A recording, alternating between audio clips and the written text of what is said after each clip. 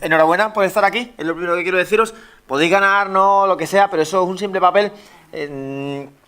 Como bien me presentaban, yo soy director de Jóvenes Promesas, que es un programa para chavales, y siempre les comparto lo mismo. Nosotros lo que ofrecemos, Grow Lab lo que ofrece, o Jóvenes Promesas lo que ofrece, es la entrada a un parque de atracciones. Y tú al final dices, oye, pues, imaginaos que todos los que estamos aquí nos vamos a ese parque de atracciones, ¿no? Nos montamos en un montón de cacharros, nos tiramos para arriba, para abajo, nos mojamos, no sé, comemos hamburguesas, papas fritas, lo que queráis. Y al terminar el día, cogen, no sé, cogen a ella y cogen a él y dicen, oye, mira, te damos un papel y te decimos que has ganado el día. La experiencia del resto no cambia. O sea, el resto de nosotros no lo hemos pasado igual de bien, ¿no? Pues tenéis que plantearos esto de forma igual que, como os he dicho, en realidad el parque de atracciones es hacer el proyecto con vuestros colegas, es desarrollar la idea que tengáis, el aprovechar cada una de las sesiones que tengáis y todo esto, eso son montaros en los cacharritos. Después el que gane el Grow Lab, eso es lo de menos, es un papel que no cambia en nada vuestra experiencia y que no cambia en nada tampoco la experiencia del que gana, porque lo importante es la experiencia. Así que enhorabuena para mí. Todos sois campeones por hacer este tipo de actividades que muchos de vuestros compañeros pues no han querido hacer o no han tenido la oportunidad o simplemente no han visto el beneficio de estar aquí, ¿no? O sea que, por mi parte, chapo. Y gracias, por supuesto, a Easy2C y a GrowUp y a Cesur, ¿no? Por hacer este tipo de iniciativas que sabéis que compartimos tanto que ya pensaremos en el futuro en caminar juntos, ¿no? Conozco a Easy2C desde sus inicios, o casi desde sus inicios, porque tuve la suerte de estar con ellos mientras que estaban aquí en el Cubo. O sea que la relación que nos une es larga, ¿no? ¿Qué vengo a contaros yo hoy? ¿O qué voy a contaros hoy? No voy a contaros casi nada de comunicación. Eso lo vais a aprender en vuestro día a día, pegando tortas, chocazos, apuntados a clubes de debate, no sé, apuntados si queréis a Jóvenes Promesas, que hacen un poquito de hincapié en la oratoria, pero tampoco mucho. Hay 1000 oportunidades para aprender comunicación. Yo enseño comunicación aquí, pero hay una cosa de mi trabajo que sí que es un poco más difícil y que normalmente a la gente le cuesta mucho. Yo trabajo de creativo. Y ahora la pregunta que os quiero hacer es, ¿la creatividad es un trabajo? Porque la mayoría de la gente piensa que la creatividad es, oye, no, te sale una idea, ¿no? Y dices, oh, Pilo, qué bien, o sea, qué buena idea has tenido, ¿no? ¿Qué ocurrencias tiene este Pilo, ¿no? O sea, qué ingenioso es. Es que, claro, hace así, destapa la lamparita y salen cosas. No, no es cierto. De hecho, la gente, por ejemplo, piensa, es que la creatividad te llega en la ducha o te llega justo cuando vas a dormirte. Y hay una parte de ciencia en esto que es lo que la gente no comprende. Nuestro cerebro está orientado para funcionar en dos modos diferentes, simplificando mucho, ¿vale? Pero está orientado para funcionar en dos modalidades, tiene un chip que cambia. Uno es el pensamiento divergente y otro es el pensamiento convergente. Lo que pasa cuando te vas a duchar es que precisamente estás en un modo de tu vida en el que no cabe casi nada convergente. Me explico. No entra ninguna llamada de teléfono, nadie te interrumpe porque estás en una habitación solo, no hay posibilidad de que estés leyendo absolutamente nada, a no ser que leas el champú, que ya te lo sabes de memoria si te gusta leer, no hay posibilidad de que veas ninguna pantalla, no tienes nada en tu vida, salvo tú metido en un cubículo de azulejos con agua caliente cayéndote encima. Se acabó. Y eso fomenta o permite que nuestra mente coja el pensamiento divergente. ¿Por qué? Porque el pensamiento divergente es todo aquel que nos permite abrir camino, hacer que el campo sea más ancho, hacer que nuestra vista, en vez de ir más profunda, sea más lateral. Y al que no estamos acostumbrados o al que nuestra mente no suele permitirse, porque hay muchísimas distracciones en nuestro día a día que nos dicen, enfoca. Esto es algo completamente natural. O sea, ustedes pensad, por ejemplo, que vais, no sé, imaginaos que sois casi monos, ¿vale? Imaginaos que sois chimpancés, ¿ok? Y entonces vais por el campo. ¿Alguno ha estado en algún safari o en algo así? Pues los animales se les ve, o sea, cuando un animal está tranquilo y va andando por el campo, pues va mirando cosas, tal, hasta que hay cualquier amenaza o cualquier alerta que hace así, ¡pa! Y del tirón, ¿qué hace? Claro, si tú tienes que, imaginaos, ¿no? Sois un mono o sois, yo qué sé, sois una gacelilla, y estás tranquila por el campo, estás comiendo tus flores y tal, y disfrutas del espectáculo, ¿vale? Pero de repente ves un león, ¿qué haces? Corres, tío. O sea, ¿me explico? No vas corriendo por el campo y dices, coño, una flor. No, es corre porque mueres. Y esto es exactamente igual que cuando nos suena una notificación de WhatsApp. Atento.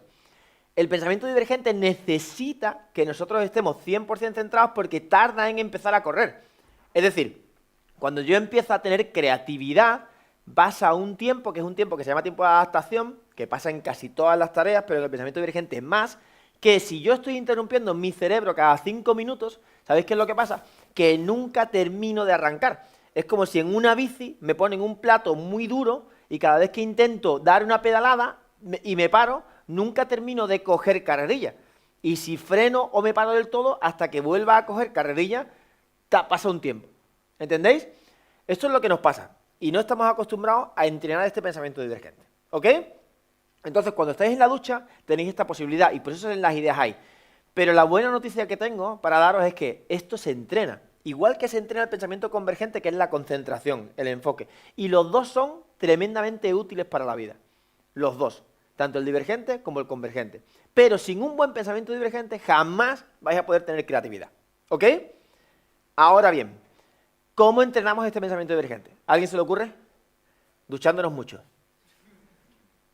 Bueno, podría ser, pero no está bien por el planeta, el cambio climático, todas esas cosas.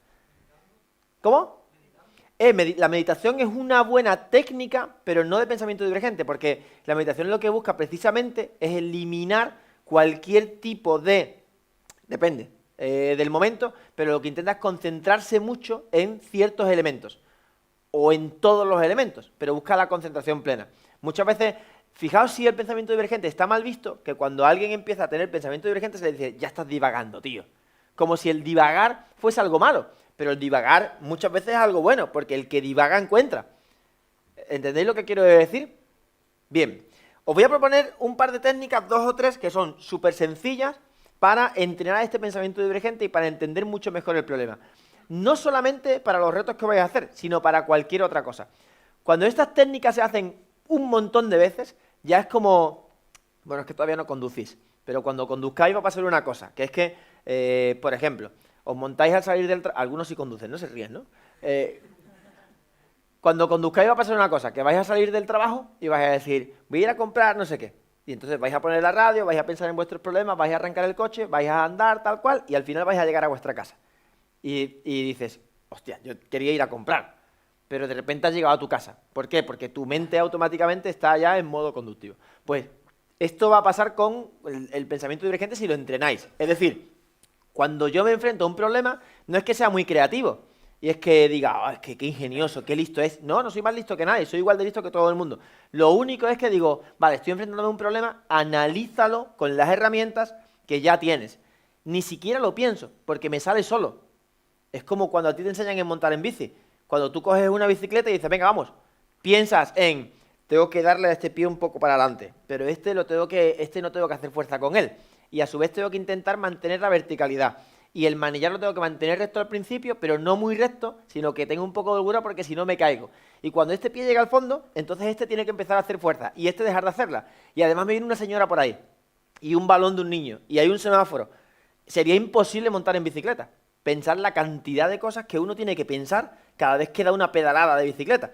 Pero cuando uno aprende a montar en bicicleta mucho tiempo, ¿qué es lo que hace? Pues se fija en otras cosas. En mi colega va corriendo más que yo, en cuidado hay un escalón, en el charco que me mancho. Y empiezas a incorporar otro tipo de elementos que te permiten montar en bicicleta mejor, más divertido, más rápido, más seguro. Pues lo mismo pasa con este tipo de cosas. Cuando tú te enfrentas a una problemática y estás acostumbrado a analizar los problemas de esta forma, ya surgen ideas creativas. ¿Ok? La primera técnica que conocéis de pensamiento divergente es súper sencilla y la habéis visto todos, que es brainstorming. ¿Alguien sabe lo que es un brainstorming? Una lluvia de ideas, ¿no? Nos sentamos todos y hacemos una lluvia de ideas, pero se hace mal. Así que cuando lleguéis a vuestra casa, buscad en internet, yo no os voy a explicar nada más del brainstorming, pero buscad en internet cómo hacer bien un brainstorming. ¿Sabéis cuál es la principal razón por la que se hace mal? Porque en el momento que surge una idea, ¿sabéis qué queremos hacer? Cambiar el chip y volver a convergente. Analizar esa idea hasta el fondo, entrar en ella, ver si es válida, si no, discutirla, en vez de pensar en otra idea. Un brainstorming lo que tiene es, Pedro ha dado una idea, yo he dado una idea, pero no las comentamos. Vamos rápido, rápido, rápido, y después, cuando cambiemos el chip, volvemos a comentarlas. ¿Lo entendéis? Por eso fracasan los brainstorming normalmente. Os voy a contar otra que es súper sencilla, ¿vale? Bueno, antes de nada, cualquier cosa que cuente aquí, voy a ir muy rápido, ¿vale? Pero no soy conferenciante del Grow Lab, prefiero ser mentor del Grow Lab. porque me gusta más esta metodología. Entonces, cualquier duda que tengáis me la podéis escribir, ¿vale? Mi correo es este. pilomartin@jovenespromesas.org. ¿Ok? ¿Lo tenemos? Vale. Lo que vamos a hacer hoy, o la metodología que os voy a enseñar hoy tan sencilla es A-E-I-O-U. Pero voy a cambiar la I y la voy a poner al final, ¿vale? Entonces vamos, básicamente, voy a borrarla de aquí. Quita. Y la voy a poner aquí, ¿vale? Va a ser un A-E-O-U-I. ¿Ok? ¿Alguien sabe qué significa A-E-O-I? O sea, ese rollo ahí raro.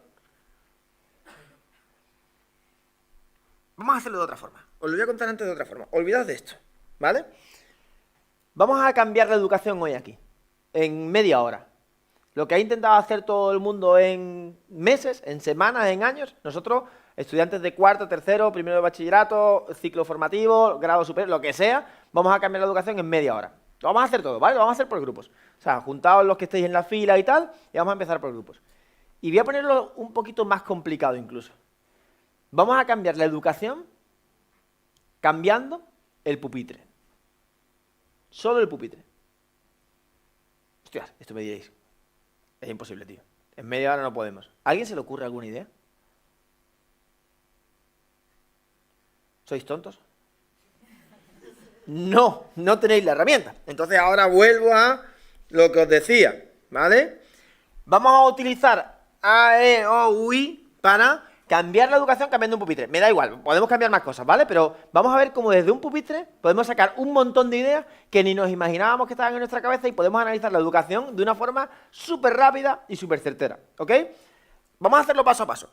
Necesito que cada uno vaya pensando en cosas y las vaya lanzando al vuelo, ¿vale? La A es de actividades. ¿Qué actividades se hacen en la educación? ¿Qué actividades se hacen? Voy a centrarme más. ¿Qué actividades se hacen en una clase? ¿Qué actividades se hacen? Ejercicio, ¿vale? Te mandan tareas, haces ejercicio y tal. ¿Qué más? Exposiciones. O sea, ¿tienes que salir a la pizarra? ¿O cómo? ¿O exposiciones del pupitre? No, saliendo a la pizarra. Saliendo a la pizarra, pero también haces intervenciones, ¿no? Sí. Levantas la mano y tal. ¿Más? ¿Tomas apuntes? ¿Qué más? ¿Cómo? Leer.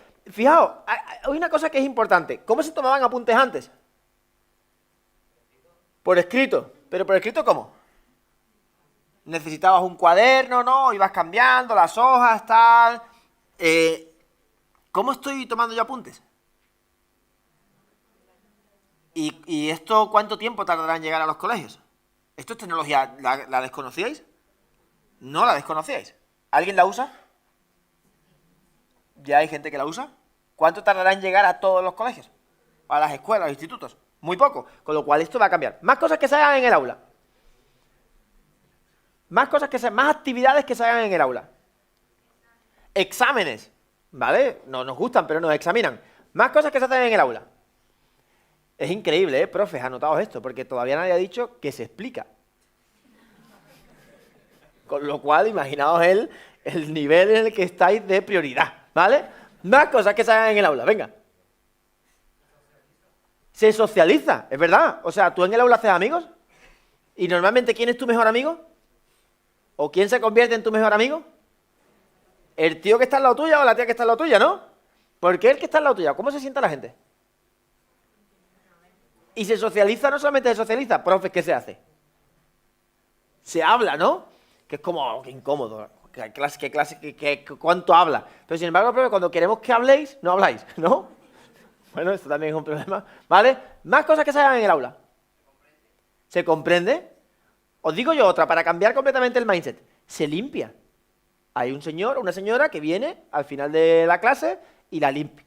Y la limpia. Por cierto, ¿es cómodo limpiar un aula? Es un coñazo limpiar un aula. Hay que subir todas las sillas en la mesa, ¿no? Es un rollo. A mí me obligaban a terminar la clase, subir la silla, el aula parecía una cosa horrible porque todas las sillas encima. Yo no lo comprendía, pero ahora que soy profe, lo entiendo y digo, claro, es que si no, el señor o la señora que viene a limpiar está, joder, tiene que ir moviendo, cambiando. Vale, más cosas que se hagan en el aula. Otra difícil, que os digo yo también.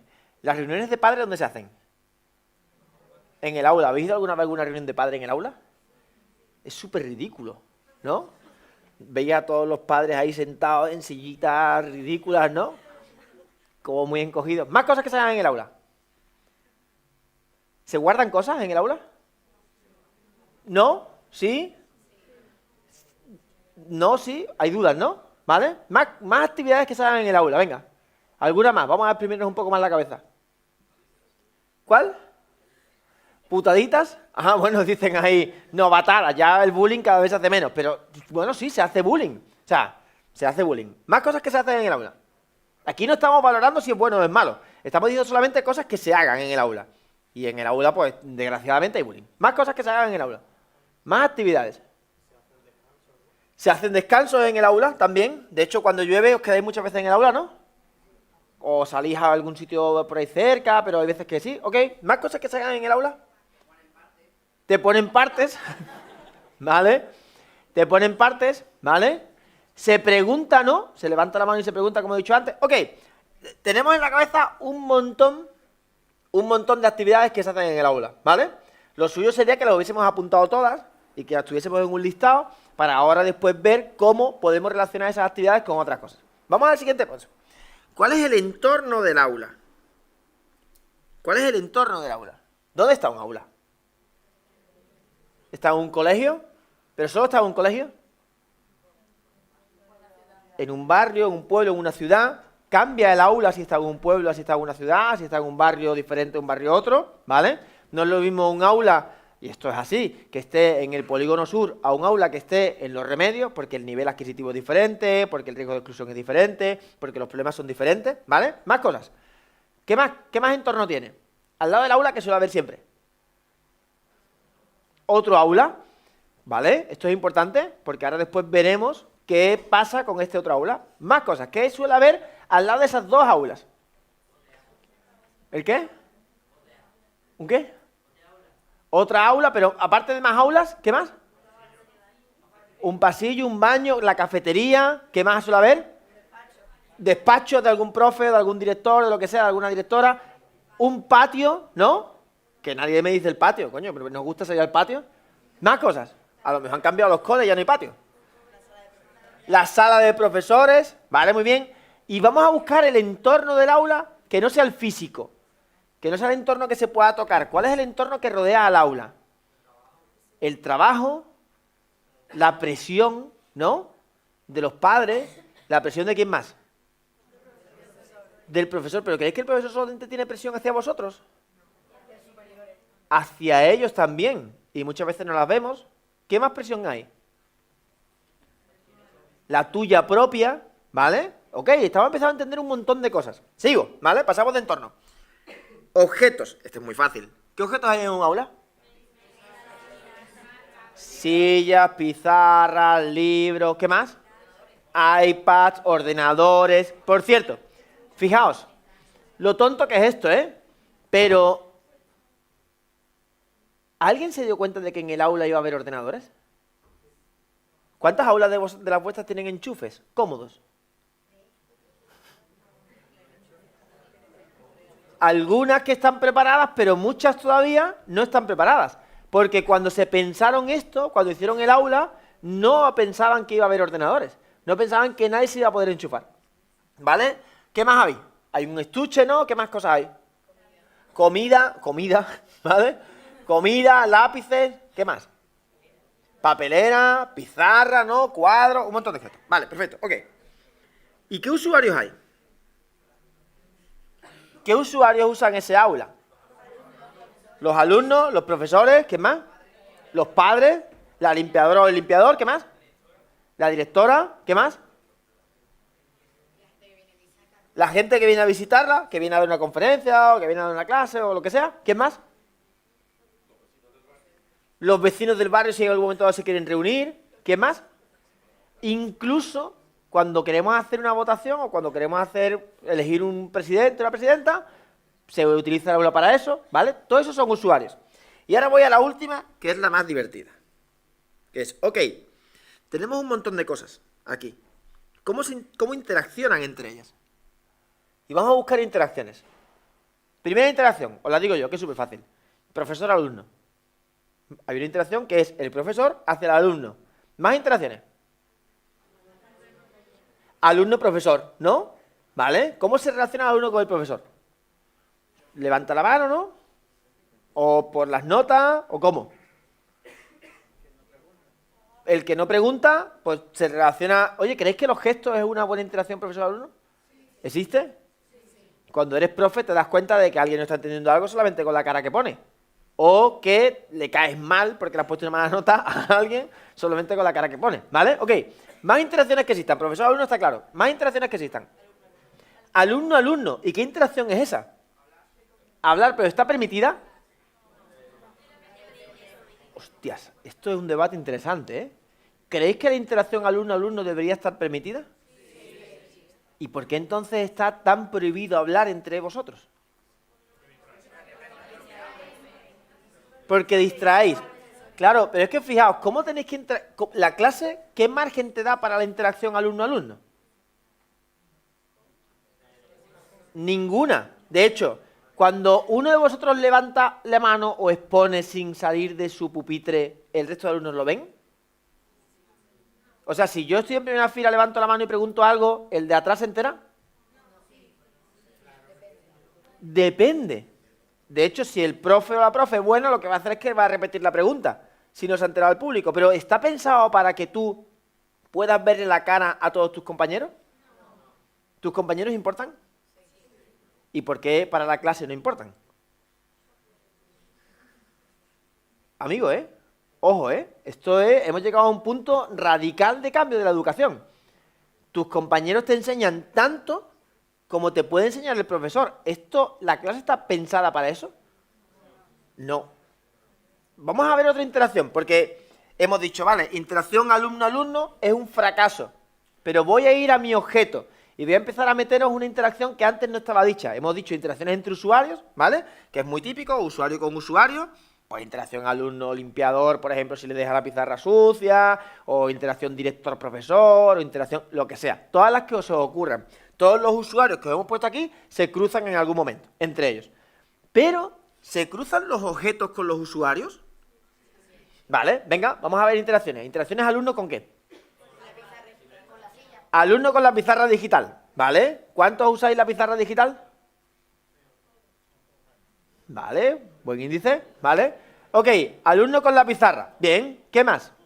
Por cierto, ¿cuántos desde, por ejemplo, vuestra mesa podéis mandar cosas a la pizarra?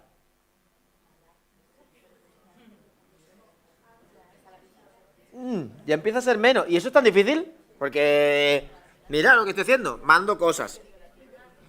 ¿No? O sea, ¿esto es tan difícil? No, no. Ok, vale. Las pizarras digitales sirven para esto. Más interacciones que hay. Objeto, usuario. Con el alumno. ¿Alumno qué? Alumno, libros. ¿Y qué pasa con los libros? ¿Qué pasa con los libros? Te los tienes que leer, ¿vale? Con lo cual tienes una relación con ellos. ¿Pesan? ¿Vale? Alguien se dio cuenta de esta interacción y ¿qué hizo? Le puso ruedas a una maleta. Y se hartó de ganar pasta. ¿Vale? Con esta chorrada que nadie más vio. ¿Qué más? Pero, antes preguntábamos, ¿en la clase se guardan cosas? Depende.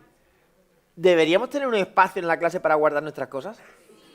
¿Y para guardarlas bien? ¿Esto os arreglaría mucho la vida?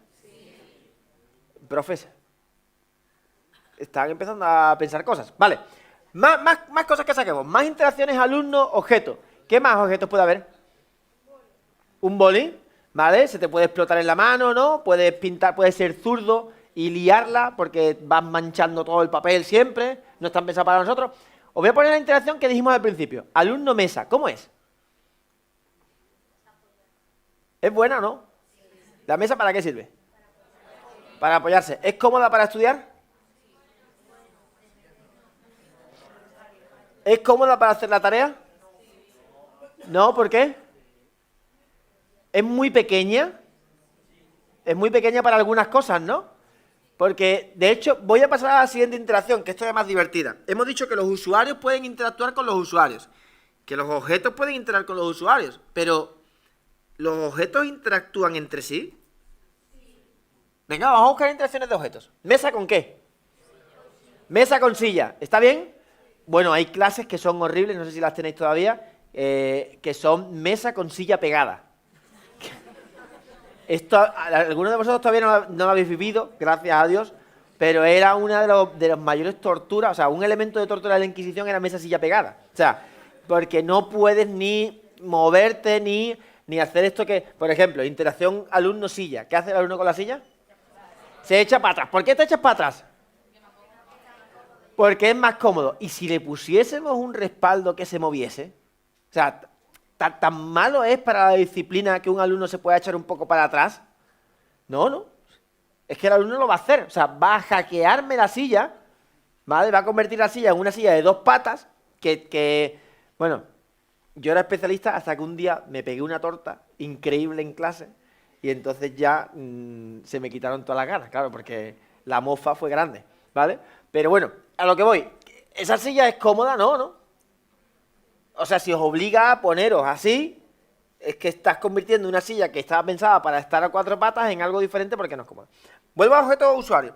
Mesa con silla, vale, lo tenemos. Ahora, por ejemplo, mesa con estuche. ¿Es cómoda la interacción mesa-estuche? ¿Sí? ¿No? Si yo pongo el estuche, pongo el cuaderno y pongo el libro, ¿qué hago? Pongo las manos aquí al lado, ¿no? Porque si no, no cabe, ¿no?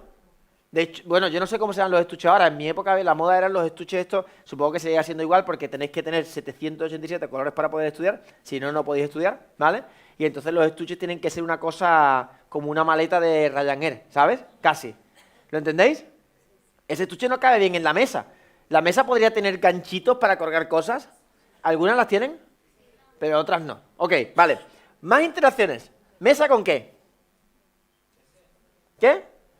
Con tu PC. ¿Es cómoda una mesa para el PC? ¿Te cabe el ratón? En la tuya sí. Si nos vamos a una mesa de un cole, ¿te cabe un PC con un ratón? Allí no cabe. No estaban pensando en el ratón, ¿vale? Estaban pensando en el cacharro este. Pero, ¿y mesa con iPad es cómodo? ¿Podría ser más cómoda? ¿Cómo? ¿Qué le pasa al iPad normalmente?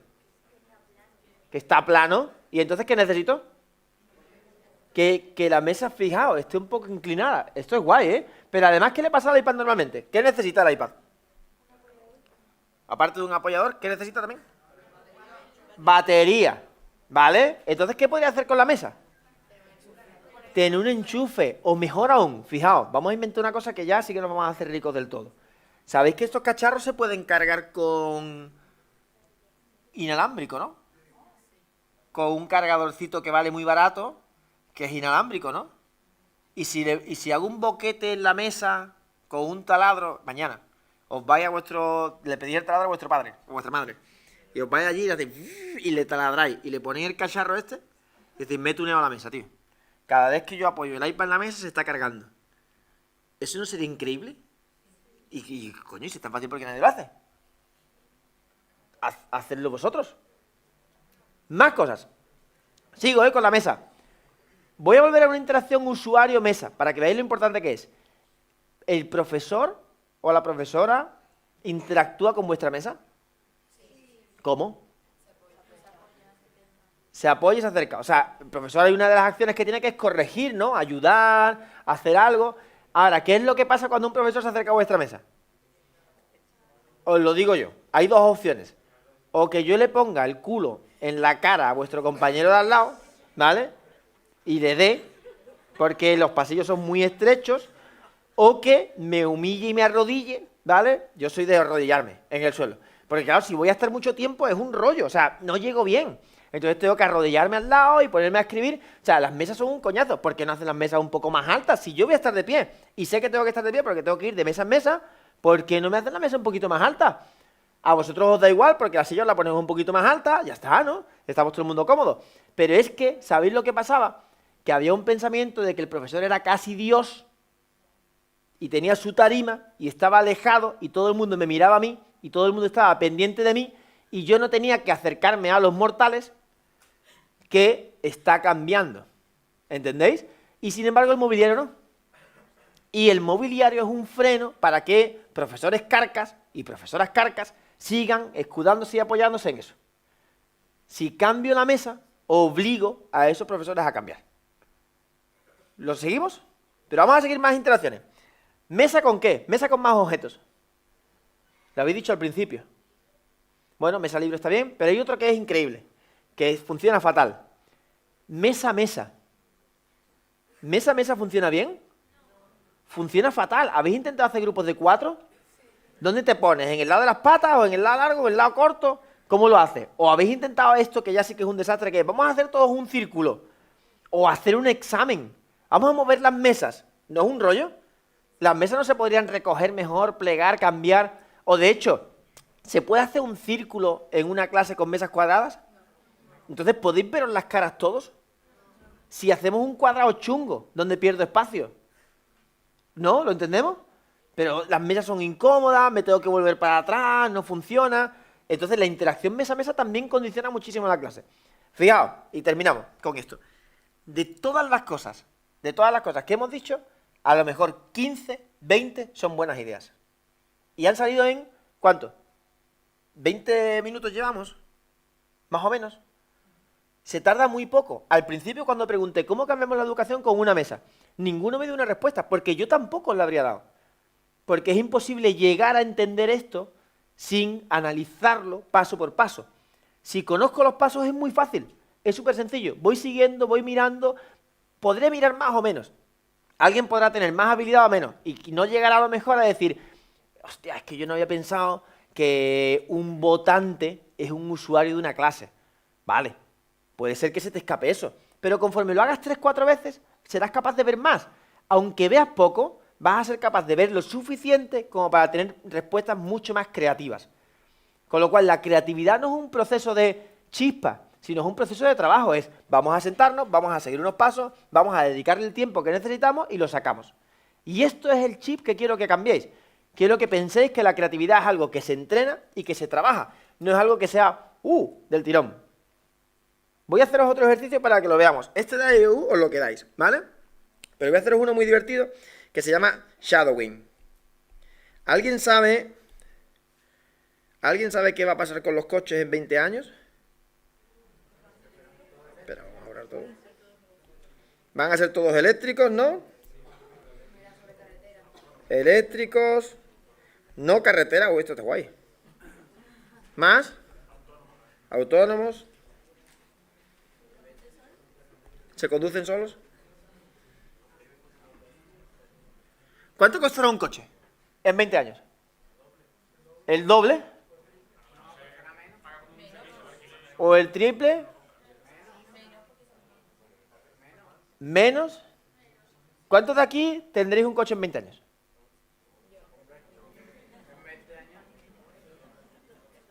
Está guay.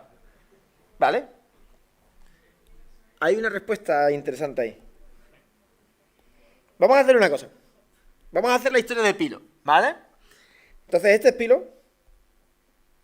Antes tenía mucho más pelo, ahora ya no. Voy a ponerme las gafas, ¿vale? Ok. Yo vivo con mi mujer, ¿vale? Imaginaos que tengo niños. No lo tengo, ¿vale? Pero voy a tener un niño de vuestra edad, ¿vale? He sido muy precoz y he tenido un niño de vuestra edad. Vale, muy bien. Esta es la familia Pilo. Ahora, Pilo va al cubo a las 9 de la mañana, por ejemplo, ¿vale? Tiene que entrar hoy aquí en el cubo a las 9 de la mañana. Entonces, ¿a qué hora se levanta Pilo? Más o menos del cubo a mi casa hay media hora, en coche. 7:30. 7:30 dicen por aquí. ¿Por qué 7:30? Me tengo que duchar, ¿no? Vale, o sea, me ducho. Aquí está, me ducho. ¿Vale? ¿Qué más? Desayuno, mi croissant, ¿vale? Me preparo las cosas, ¿vale? Ok. Yo todo esto he optimizado mi vida para hacerlo en 2 minutos, pero bueno, voy a aceptarlo. De hecho, casi que duermo aquí, pero bueno. Vale, muy bien. Termino esto a las 8, ¿no? De la mañana, porque soy muy rápido. Y he dicho, hay media hora de aquí a aquí. Salgo de mi casa y ¿qué hago? Cojo el coche. ¿Dónde está el coche? En el garaje, ¿vale? Tardo 5 minutos más o menos hasta el coche. Vamos a ponerle 10, ¿vale? 10 minutos hasta el coche y después tengo media hora. Y ahora aquí, cuando llego aquí, ¿qué hago? Aparco. Vale. ¿Qué es lo que va a pasar cuando sean los coches autónomos? ¿Se aparcarán solos? ¿Qué más? ¿Tengo que ir hasta el parking? No, no tengo que ir hasta el parking, me van a buscar a mi casa. Con lo cual ya me estoy quitando 15 minutos de aquí, más 15 de aquí, media hora que puedo dormir más. Perfecto. Vale. Bien, esto me va gustando. Voy a seguir a una cosa. Mi mujer se levanta, ella entra a trabajar. Entra a trabajar antes que yo, pero voy a sentirme yo bien y voy a decir que entra más tarde que yo, ¿vale? Entonces, ella entra a trabajar a las 9:30, ¿vale? Y ahora lo que hace es que coge su propio coche. Tiene todo el proceso que coge su propio coche. Hace lo mismo que yo y coge su coche. Nos levantamos a la vez, ella está media hora más tranquila y sale después y coge su propio coche. ¿Qué es lo que va a pasar cuando tengamos el coche autónomo? Claro, que este coche, en vez de aparcar aquí, yo le diré, aquí yo coche, vete a por mi mujer, ¿eh? Y se va, ella se monta y se va a trabajar. Ok, pero fijaos lo curioso de todo esto. Por cierto, no invirtáis nunca en un parking, porque el parking, ¿qué es lo que va a pasar con ellos? Van a desaparecer, va a haber a lo mejor bolsas de aparcamiento fuera, o no, y ya veremos por qué. Porque ahora entréis en juego vosotros, que de repente, ¿vale? De repente alguien os dice, tenéis que estar en el cubo hoy porque hay un Grow Lab a las 12 de la mañana. Y mi mujer va, o ni siquiera mi mujer llega a su trabajo, aparca a las 10 y manda al coche a que vaya a comprar, lo que sea, a recoger la compra en el Carrefour, por ejemplo. El Drive and Go, pues lo hace el coche solo y punto, ¿no? Pero fijaos lo que pasa aquí, que curioso. Que tú, que tienes una aplicación que se llama Uber y que está prohibida en un montón de países y que aún así vale miles y miles y miles de millones, ¿por qué?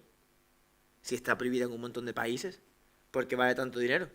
Tú que tienes una aplicación que llama Uber, dices, necesito un Uber para ir de mi casa, que está al lado de donde trabaja mi mujer y que ha dejado el coche, hasta el cubo, que está al lado de Carrefour, que es donde va el coche.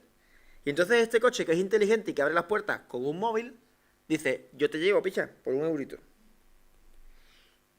Para mí. Perfecto, ¿no? Bien, tú te montas en este coche y pagas el euro. Ahora la pregunta es, ¿y por qué yo soy el carajote que paga el coche y no me monto en el coche de otro? Aquí. ¿Y por qué mi mujer es la carajota que paga el coche y no se monta en el coche de otro? ¿Y sabéis qué es lo que pasa? Que de repente empiezas a ver noticias y dices, Uber se une, ¿sabéis a quién? A Volvo. MyTaxi es de Daimler-Benz. Car2Go es de tal. BMW tiene su propia aplicación de car sharing. ¿Qué es lo que están haciendo las marcas de coche? ¿Cuánto tiempo usan el coche vuestros padres o vuestra madre? Un par de horas, 1 hora al día y el resto del tiempo que está aparcado. ¿Y si en vez de pagar por un coche 24 horas pago por 2 horas de coche al día? Ahora, ¿cuántos de nosotros hemos llegado a esa respuesta? Él. ¿Por qué? ¿Habías leído algo sobre esto? ¿Había leído un poco sobre esto? ¿Cuántos de nosotros hemos llegado ahora a ver lo lógico? ¿Cuántos vais a tener coche? Nadie. ¿Quién tendrá coche? A lo mejor el que quiera alguna opción de lujo, pero el que no. Yo con 14 años estaba deseando tener moto y me compré una moto. Ahora, ¿sabéis qué hago? Cojo 300. En Madrid cojo una, aquí en Sevilla cojo otra, todas con mi móvil. Y me voy dejando la moto donde sea. No me merece la pena tener una moto, aparcarla, el seguro, la gasolina, el rollo. Cojo una moto, la abro, me monto, la dejo, me voy. ¿Entendéis? Ahora, llegar a esta conclusión sin hacer este ejercicio de seguimiento es imposible. Os pongo otro caso divertido que os va a afectar también a vosotros y que va a ver por qué es así. ¿Alguno de aquí juega a Clash Royale? ¿Jugáis a Clash Royale? ¿A FIFA? ¿Al Brawls? ¿Que acaba de salir? Yo qué sé, a cualquier juego que tenga gemas. ¿A qué jugáis? ¿No jugáis a nada? Clash Royale jugáis, ¿no? ¿Qué nivel? Bien. ¿Cuántas copas? Ahí hay un nota que es pro, ¿eh? Vale. Está guay. ¿Eso es Combatientes 2? ¿O 3? 2 casi 3. Ahí está bueno, ¿eh? Vale. ¿En FIFA a qué estáis? ¿Alguien juega a FIFA? ¿Rafa? ¿División? ¿División? Uf, eso estaba flojito, ¿eh? ¿Fucham? ¿En qué clase, en qué categoría? ¿Oro? Ahí está más fuerte. Vale, ok. ¿Tú has metido pasta, Rafa? ¿Y tú has metido pasta? Vale. División 1 en FIFA, 4100 copas en Clash Royale. Pero os voy a contar ahora cómo funciona esto. 1980, ¿vale? 1980. Nace Pilo. 1985, ¿vale?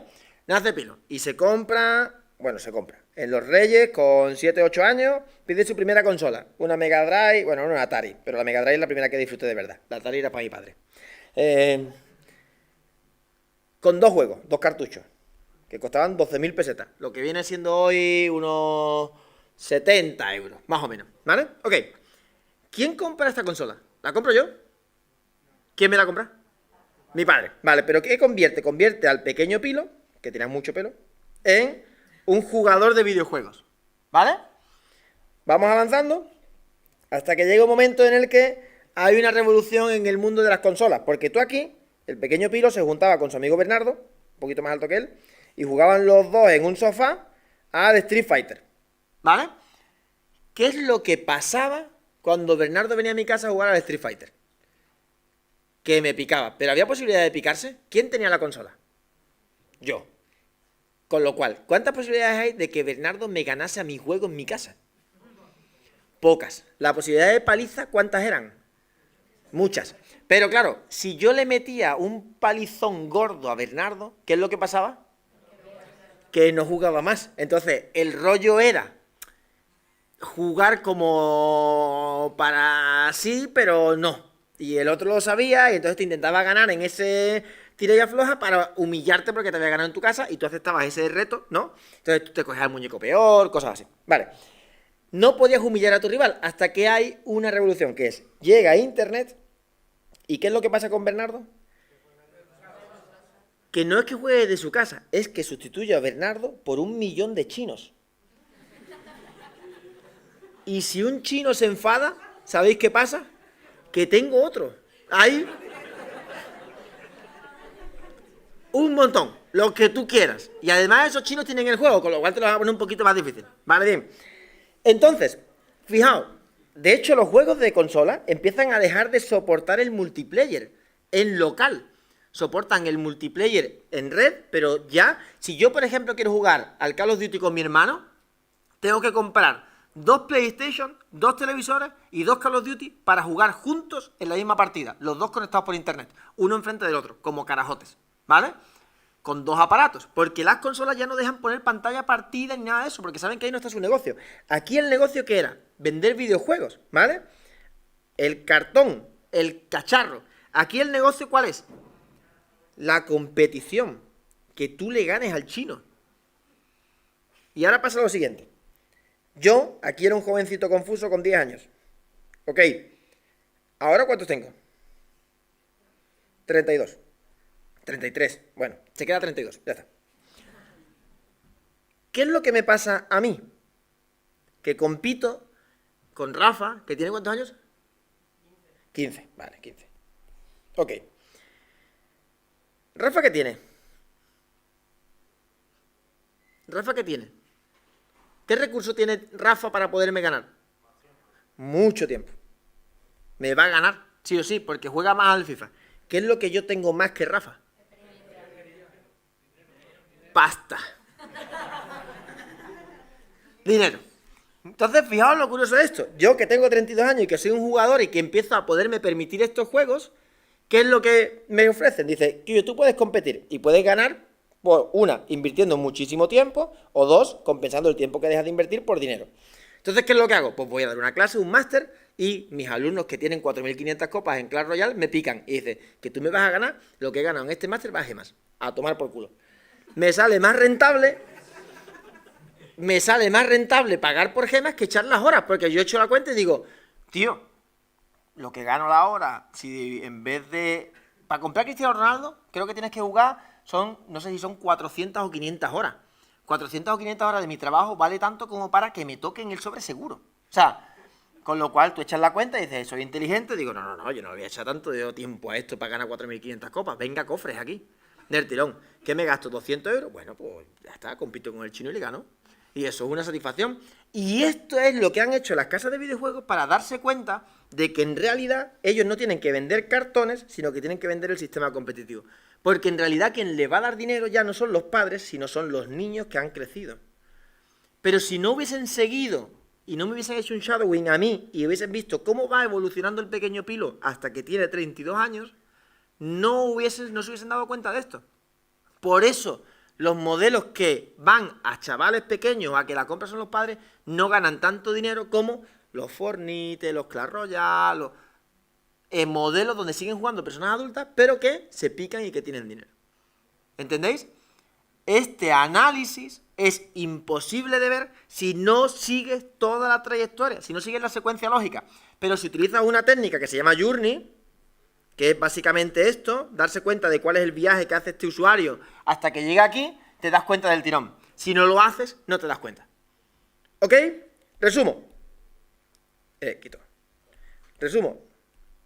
Hemos visto, punto número 1, que hay dos procesos, divergencia y convergencia, ¿ok? A cada proceso hay que dedicarle su tiempo.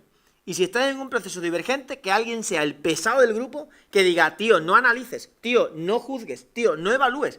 Estamos en otro punto. Ahora se escribe. Y se escriben hasta las chorradas más increíbles que tú creas que son inútiles, no lo son. Porque después esa chorrada combinada con otra cosa te da una idea increíble. ¿Vale? Se escribe. Estamos 15 minutos de reloj, pues 15 minutos de reloj. Ahora no se cuenta nada. Después, iniciar el proceso convergente. Otra vez, 15 minutos para decidir las 3 mejores. ¿Vale? Perfecto. Pues en 15 minutos discutimos las 3 mejores. Segundo, ¿qué hemos aprendido hoy? Hay herramientas. Y hay un montón de herramientas que os pueden servir para mejorar los procesos de creatividad. ¿Vale? Todas estas herramientas que yo os he contado, más o menos están englobadas en una cosa que se llama Design Thinking, que es una metodología que engloba todas estas cosas. La podéis buscar en internet y hay 1000 herramientas. El brainstorming y las que hemos visto. Aquí hemos visto el brainstorming, que hemos dicho que lo hacéis mal. Hemos visto AEIOU. Hemos visto shadowing, ¿vale? Y algo de personas. Lo que os he puesto antes de mi mujer, yo y eso es personas. Y el journey.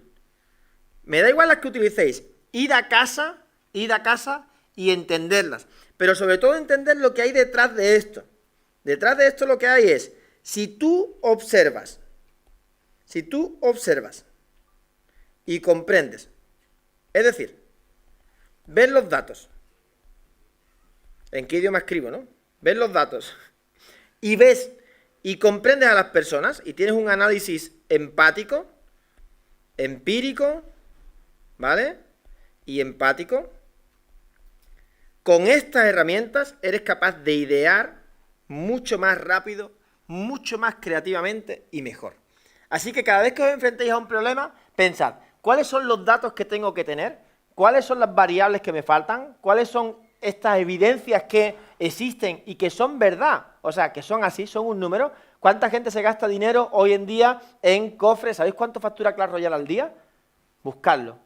¿Sabéis cuánto gana, por ejemplo, Fortnite al día? Buscadlo y os vais a quedar flipados. O por cuánto se vendió Clash Royale. Si yo tengo los datos, puedo empezar a ver qué inputs hay ahí, qué insights me salen de ahí. Segundo, pensad en qué le pasa a las personas que hay detrás de esto. Porque el dato es importante porque es veraz, es 100% certero, es objetivo. Pero hay un análisis súper importante que es el análisis subjetivo, que es qué le pasa a las personas que están detrás. ¿Alguien querrá dejar de conducir? ¿Alguien querrá dejar de tener su coche? ¿Alguien querrá compartir o no? ¿Está habiendo cambios en este sentido? ¿Qué decía la gente cuando se instalaron las motos estas que se cogían y se quitaban? ¿Qué decía la gente cuando se empezó a comprar viajes por internet? Ya todo el mundo compra todo por internet. No, yo la moto, esa moto ¿cómo la voy a coger? No es mía, la seguridad, ponerme el casco, qué asco. Sin embargo, ahora ves todo el mundo con el casco amarillo. Y ni Dios con la bolsa, ¿no? O sea, ¿qué pasa con la gente? ¿Qué dicen, qué hacen, qué piensan, qué sienten? Este análisis empático es clave, porque sin entender bien al usuario lo que le motiva, sin ponerte en su papel, sin pensar cómo es él, no podéis tener un análisis completo. Y con estas dos cosas la unís en una herramienta en la que queráis. Yo os he dicho una que es muy divertida y que es súper útil y que además es muy desconocida, que es AEO. Con eso utilizáis una herramienta y a partir de ahí empezáis a sacar ideas. Y hay tantas como queráis. Os vais a convertir en las personas más creativas del mundo, pero por una sencilla razón. Porque no estamos acostumbrados a pensar que la creatividad es un proceso y al final es trabajo. Y como no nos lo tomamos en serio, como no nos lo tomamos como un trabajo, jamás seremos creativos. Si vosotros cambiáis este chip, seréis creativos y tendréis una ventaja frente al resto brutal, que os va a servir no solamente para GrowLab, sino para selectividad, para los exámenes que queráis hacer, para vuestro trabajo o para cualquier otra cosa. Las personas creativas resuelven problemas más rápido, de una mejor forma, y desde ese momento es la mejor forma de resolver siempre ese problema. Una persona creativa es una persona que decide que para saltar en un salto de espaldas, o sea, en un salto de altura, es mejor hacerlo de espaldas. ¿Y sabéis lo que pasa? Antes se saltaba de frente. ¿Sabéis lo que pasa? Que desde ese momento lo obvio es saltar de espaldas, lo mejor es saltar de espaldas y todo el mundo salta de espaldas. Eso es una solución creativa. Y para encontrar soluciones creativas necesitáis este análisis. Cualquier duda, cualquier ayuda que os pueda echar, estoy encantado. No tenéis más que escribirme, pedirme y todo el tiempo que tenga, que es poco, pero todo el tiempo que tenga es vuestro porque, de nuevo, repito, mi enhorabuena a vosotros por estar aquí y vosotras por estar aquí y por dedicar tiempo a esto, que es tan importante o más que vuestra formación académica porque os la completa y porque os hace no solamente mejores profesionales, sino mejores ciudadanos. Así que, enhorabuena y gracias por escucharme y darme vuestro tiempo.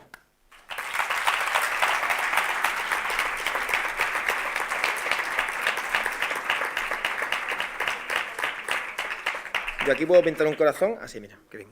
Hasta luego.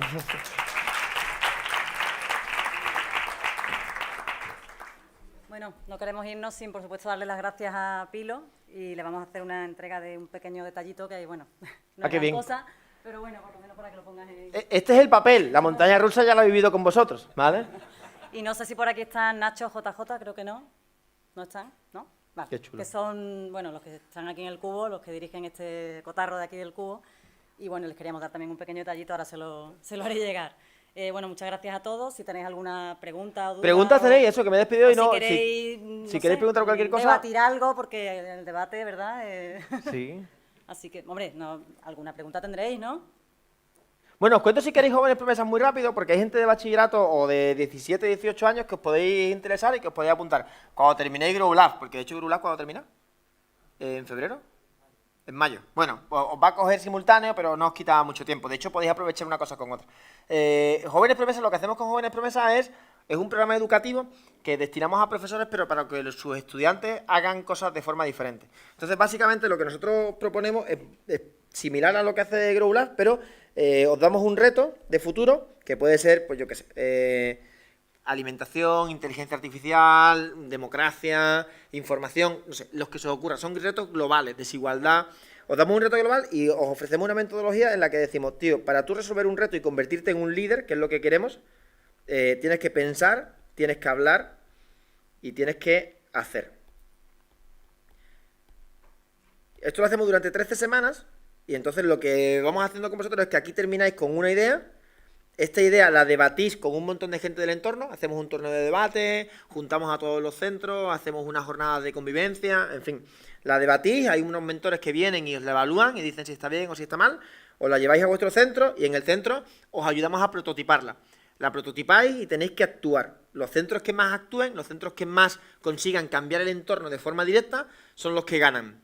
Y el ganar es, pues bueno, tienes el diplomita, tienes el diploma ese, pero ya te has montado en el parque de atracciones, pero además los invitamos a una fase global que reúne a todos los centros que participan en Jóvenes Promesas, que son los mejores. Ahora mismo tenemos 160 centros en 20 creo que son 26 provincias españolas ya y 3 mexicanas. La 10ª edición abrimos Colombia, Uruguay, Italia y el resto de España, ¿vale? Y México completo. Entonces, si queréis apuntaros, las inscripciones todavía no están abiertas, pero se abren las inscripciones de la 10ª edición, se abren el 8 de enero y podéis apuntaros o bien escribiéndome a mi correo directamente, podéis pedir más información o podéis apuntaros en jovenespromesas.org, que ahora mismo es una web que está cerrada porque no está la inscripción abierta. Es gratuito, nadie paga un duro y nosotros os ayudamos pues tan bien como lo hace el Grow Lab, que sé que lo hace genial, así que tan bien como ellos. Es una experiencia un poco diferente, pero muy complementaria. De hecho, por eso decía lo de que seguramente ya estamos iniciando conversaciones para caminar juntos. ¿Ok? O sea que si os queréis apuntar, yo os invito, estáis todos invitados y por supuesto si tenéis algún hermano mayor o lo que sea, que participe, bachillerato o edades comprendidas en bachillerato. ¿Ok? ¿Alguna duda? Pues nada, encantado. ¿Os ha gustado el cubo? ¿Os ha molado? Pues si un día con más tiempo y tal, os venís a una mentorización y... Yo por mí no tengo problema en que veáis una mentorización para que veáis cómo es, pero no es diferente a lo que hemos hecho hoy, ¿eh? O sea, si hoy hubiésemos tenido un director de colegio o de instituto, esto hubiese sido una mentorización. Pero si queréis ver una mentorización, pues os venís también, cerramos una mentorización con alguien que sea una empresa que no le importe. Y por supuesto, más que invitados, no tenéis más que escribirle a Pedro, que seguro que os lo agenda, o a Vicky o a mí, y lo arreglamos y veis cómo se mentoriza a una empresa real que está en un proceso de aceleración, ¿vale? En mi caso las mentorizaciones son estratégicas y de comunicación, pero si estáis interesados en otro área, pues se ve y ya está, ¿ok? ¿Dudas? Pues nada, pasad un buen día, ¿vale? Hasta luego.